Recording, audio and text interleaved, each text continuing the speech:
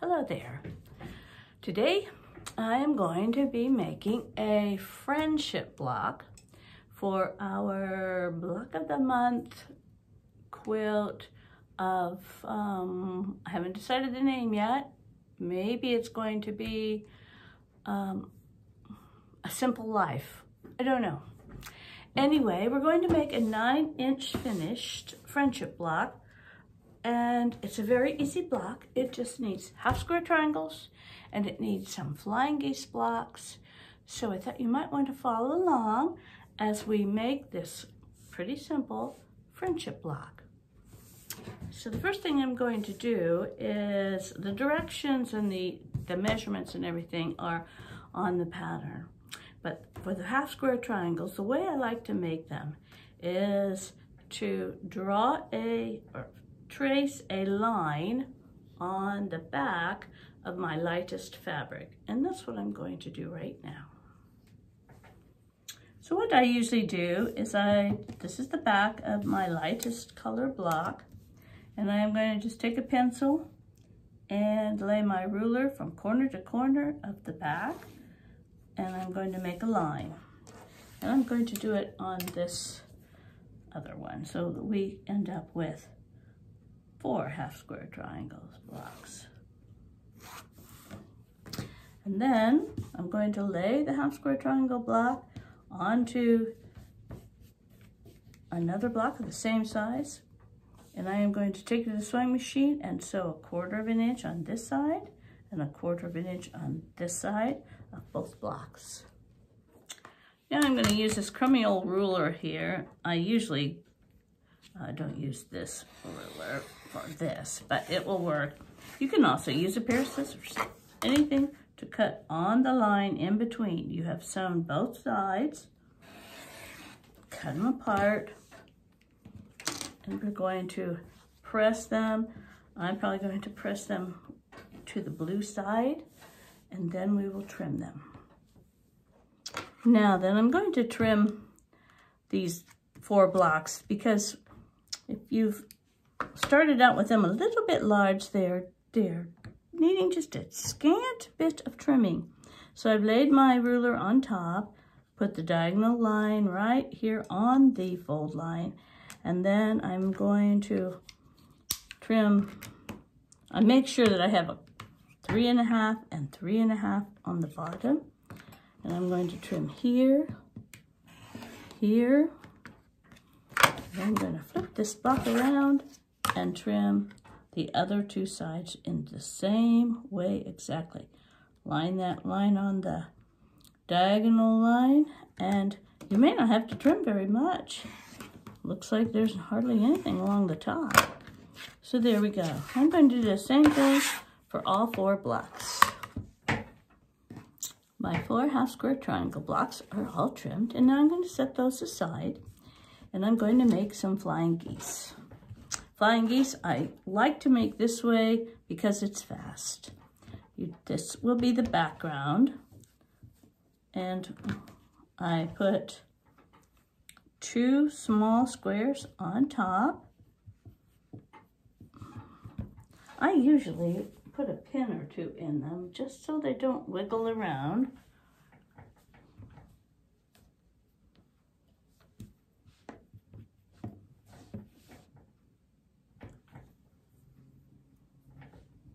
And these are right sides together. Oh, and I forgot, I have to draw a line down here. So I'm going to draw a line from corner to corner. I can use a pencil for that.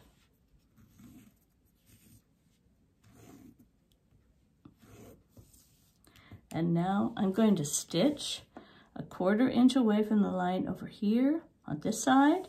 I'm going to flip it around and stitch it on the other side. Okay, I have stitched on both sides of this line, and then I need to make 8 of these, so each one will make 4. So I did it on another one, and then we cut this apart right down on that line. This time I'm using my scissors, but you can use a rotary cutter. stay on the line. Now I'm going to go to the ironing board and I'm going to press these two up so that we have a heart shape. I'm going to press them up and then I'm going to press all of these up to the top and come back and put another square on. Okay, I have 4 hearts done, and now I'm going to take a square and lay it down at the, so it matches at the corner down here, and it's going right between the 2 hearts, and I am going to sew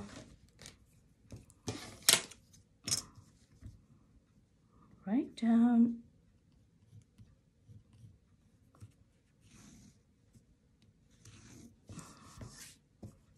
there. I guess I should have had that line drawn, but you can draw it on all of the back side of your other, you know, that's probably what I should have done at the beginning. Just drawn it on here. I think that's what I usually do. Oh well, now we remember. For the rest of these, we're going to draw a line on each of these squares.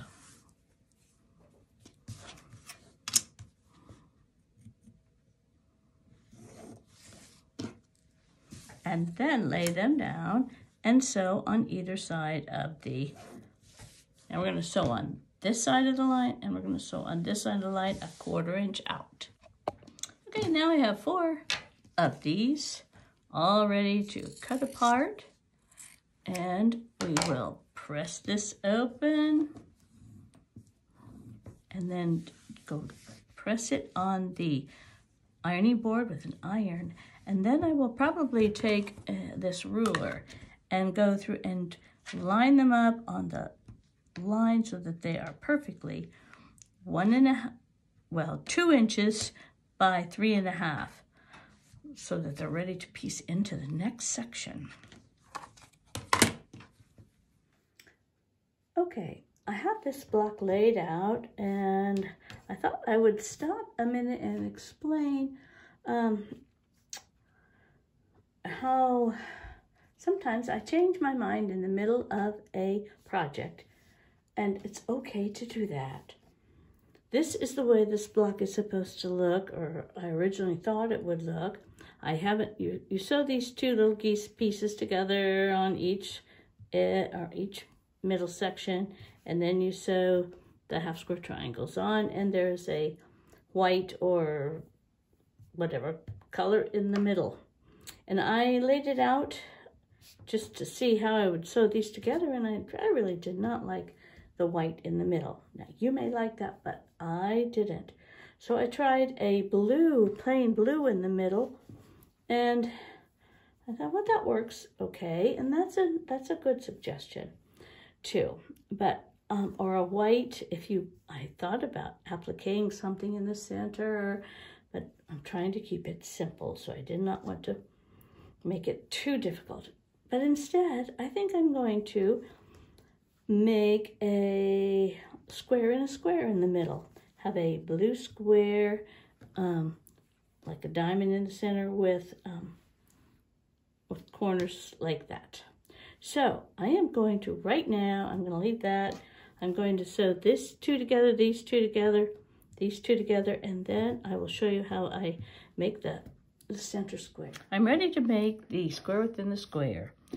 Here is my blue fabric, which the sizes are in your pattern, but I have folded it in half to mark the midpoint of one side. I've also taken one of the white triangles and I have folded them and pinched them to mark the middle. And then I'm going to lay this right here and match up these midpoints and put a pin in. Notice there's extra on each side. I'm going to go to the machine and sew a 1/4 inch seam right there. Now I've sewn that side. I am going to do the same exact thing. Fold another triangle in half, mark the center just by pressing it. That will be plenty. Lay it down on the opposite side of this one that I just did. I usually put a pin in it just so that it doesn't move a little bit. I'm going to go sew this seam. And now I'm going to press this one out also. So it's time to do the remaining two sides. And now I'm going to press this together so that I can match those seams, and I match the fold right here. All right, I mark the fold, little line there. Again, we're going to lay these down to mark the center. Put it right there.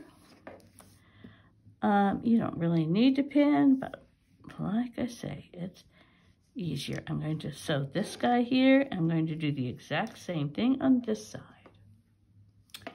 Now I've sewn the other two sides on, and this time I pressed it with an iron, so all of the seams on the back are going out.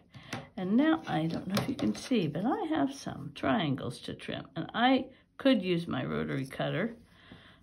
And first, before you go trimming, make sure that your finished square measures 3.5 inches. It must be 3.5 or very close.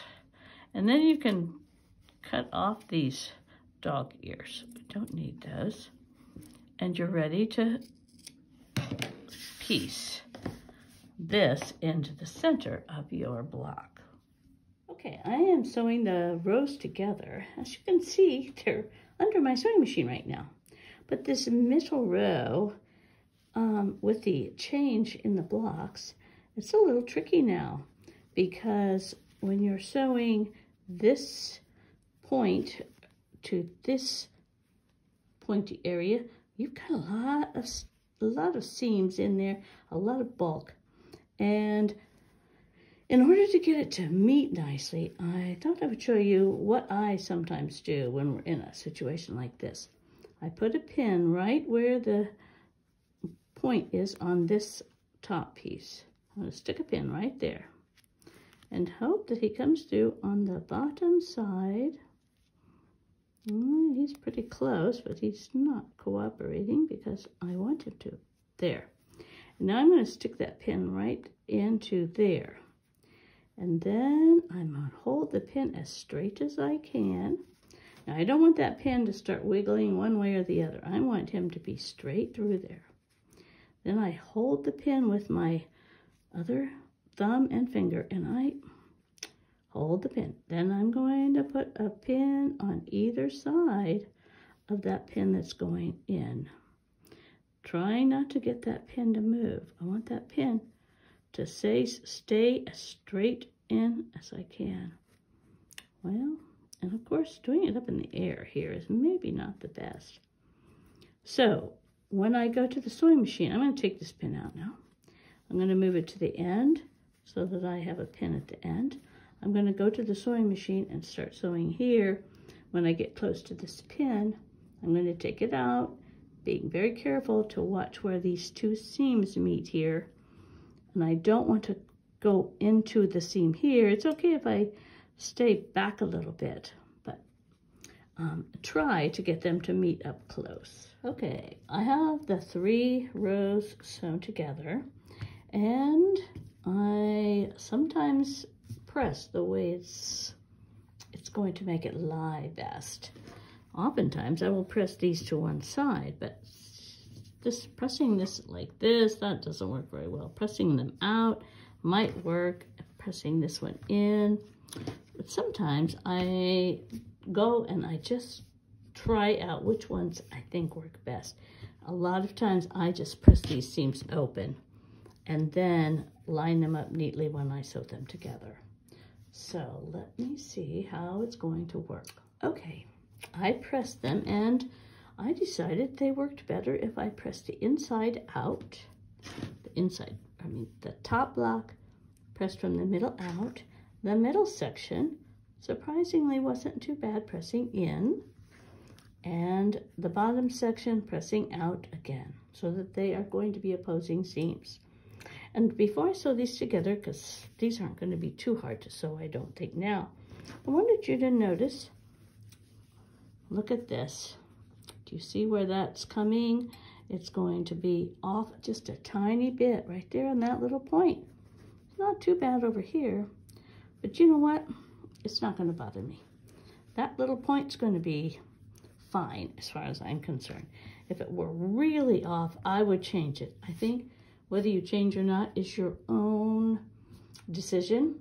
Some of us can handle a little bit of unevenness, and some of us can't handle any, and some of us don't care at wherever it lands, it lands. But it's all up to you. Okay, my block is finished, and well, not quite, because I'm going to put the frame around that I'm using for all of the blocks in this year's quilt.